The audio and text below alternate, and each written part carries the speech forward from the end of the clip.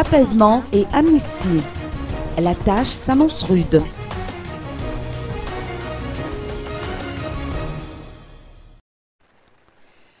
Le processus de sortie de crise entre dans une étape délicate de sa mise en œuvre.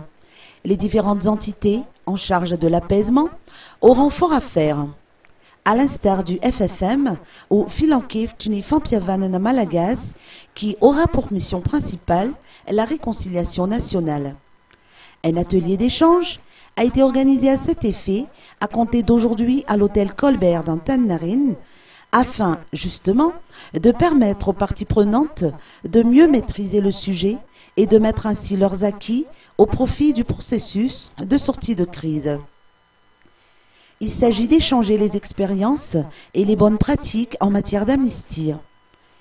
Les thèmes de l'injustice, la lutte contre l'impunité, l'amnistie et réconciliation dans les sociétés en sortie de crise, sens et puissance de l'approche conceptuelle, ainsi que des lois d'amnistie, portées et limites de leur mise en œuvre dans d'autres expériences de transition démocratique, ont été adoptés à l'issue de cette première journée de réunion.